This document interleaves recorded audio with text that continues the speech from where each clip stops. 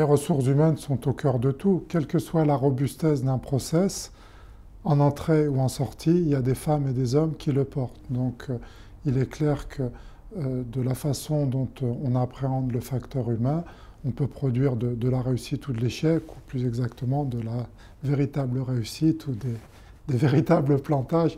Par ailleurs, la question des ressources humaines dans la France du XXIe siècle aborde frontalement la question de la diversité.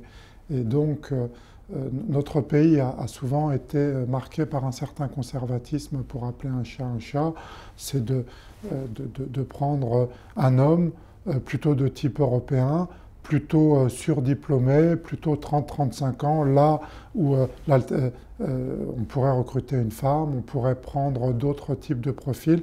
Et donc, l'un des véritables enjeux est le fait qu'un groupe tel que Croissance Plus se pose cette question, c'est de casser certains conservatismes, certains académismes pour faire bouger les lignes et que véritablement ces ressources humaines soient en phase avec les évolutions de notre société. Comment est-ce qu'on peut donner envie à nos collaborateurs? Comment est-ce que les entreprises peuvent avoir envie et être confiantes pour aller chercher ce business à l'international? Chez nous, Connecting English, nous sommes un spécialiste de la motivation et de la formation linguistique et interculturelle à travers la motivation. Nous impliquons énormément les managers dans le processus de formation.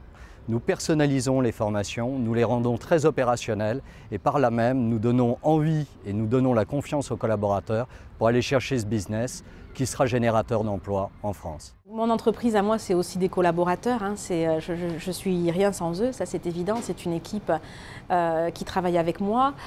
Donc ma façon à moi de voir les choses, c'est d'abord de travailler en toute transparence. Ça c'est clair et net, ils sont au courant de tout.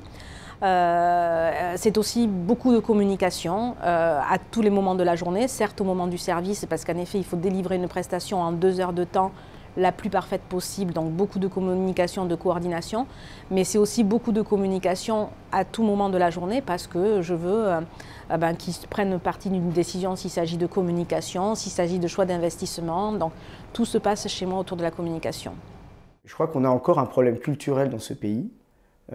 Certains chefs d'entreprise ont peur de l'entrée des organisations syndicales et ont peur quelque part d'un véritable dialogue institutionnel avec les représentants du personnel. Et on trouve à Force Ouvrière que c'est dommage parce que c'est une manière de construire du social, de construire du dialogue et de construire aussi de la compétitivité pour les entreprises. Donc, contrairement à ce qu'on pourrait penser, le dialogue social, les organisations syndicales, les représentants du personnel sont un moyen pour les chefs d'entreprise et pour l'entreprise d'avancer et de construire avec les salariés, les représentants du personnel, une entreprise plus ouverte et plus compétitive. C'est pour ça que le message que Force Ouvrière envoie aussi aux adhérents de Croissance Plus, c'est n'ayez pas peur des délégués syndicaux. Bien sûr, c'est parfois un choc de culture, mais c'est un dialogue qui se construit, c'est parfois de la confrontation, mais ça permet de construire des choses et ça permet de construire aussi la pérennité de l'entreprise.